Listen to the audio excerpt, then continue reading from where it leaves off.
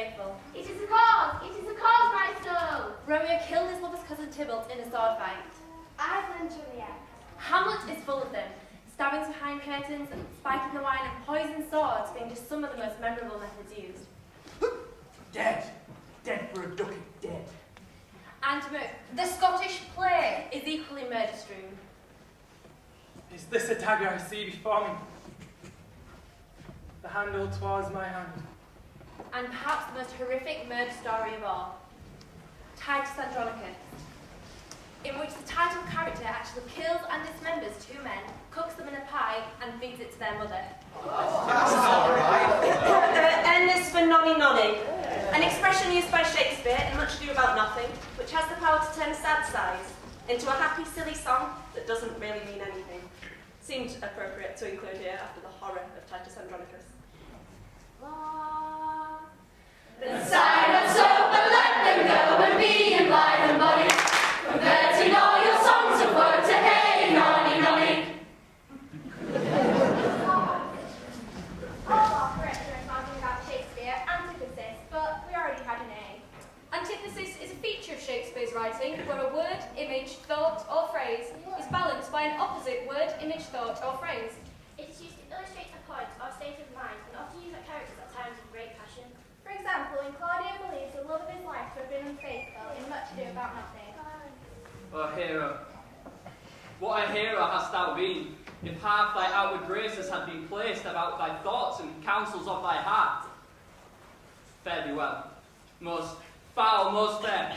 Farewell, thou pure impiety and impious purity. For thee I'll lock up the gates of love, and on my eyelids conjecture shall hang to turn all thoughts of beauty into harm, and never shall it more be gracious.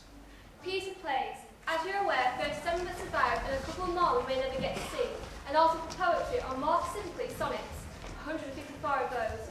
Upon first known last time, shall I compare thee to a summer's day? Thou art more lovely and more temperate.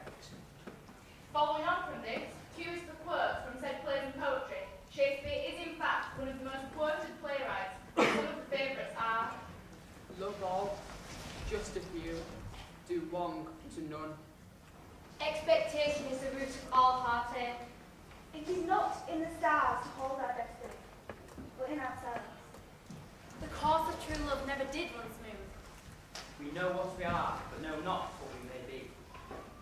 And while we're on this theme, Irish rewrite. Shakespeare gave the company of actors he worked with drafts of the scripts of his plays and got them to improve them, enhance them, add to them, in essence rewrite, in the rehearsal room until they worked as pieces on the stage, and then to come must all the credit. Romeo and... Viola! No. Ophelia? Cressida? Oh. Right. Julia. Yeah! S is for the Scottish play. Otherwise known. Stop right there. What? You know you can't say it. I'll say what? The name of the Scottish play. Oh, you mean... Why? What? Why can't I say no? You just can't. It's an old theatre tradition, fueled by horrible things that happen to the actors performing the Scottish play. And so to say the real name of the Scottish play is seen as bad luck. You know that's just nonsense, don't you? Yeah, but with all the other things that can go wrong during a performance, without bad luck, I'm not taking any chances. T is the time. In A Winter's Tale, Shakespeare needs to move the play on 16 years, and so creates a character called Time, who does this for him. I, the police son, triumph, both joy and terror, of good and bad that makes and implores error. Now take upon me, in the name of time, to use my wit. Impute it not pride to me or my swift passage, that I slide over 16 years and leave the growth of time, that wide gap, since it is in my power to overthrow war and in one self-born hour, to plant and overwhelm custom. U is for an original. Shakespeare rarely came up with entirely new stories, but instead took existing stories and plays and recycled them. What he lacks in originality, he makes up for in the way that he made his work relevant and entertaining to the audiences of his time. V is for voice, an all-important element of Shakespeare and the subject of a myriad of books by some of the greatest experts in all things vocal. Breath,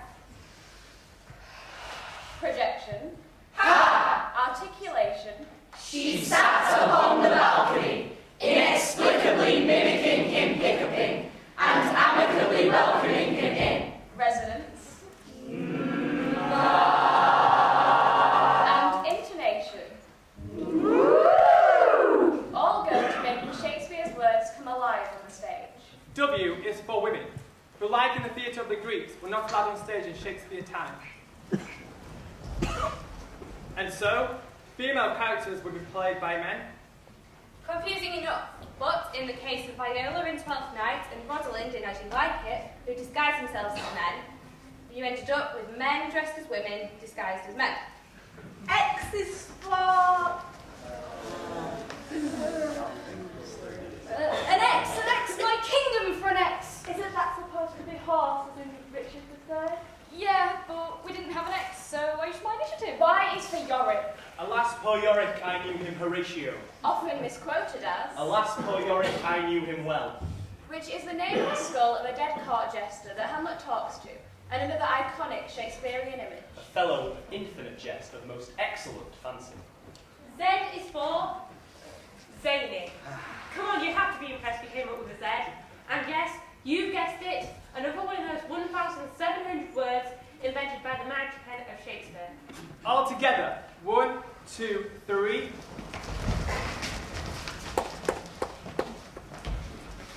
So there we have it. An A to Z of Shakespeare in just 15 minutes. What do you think? Not bad for actors. Well, let me guess, we can run along now?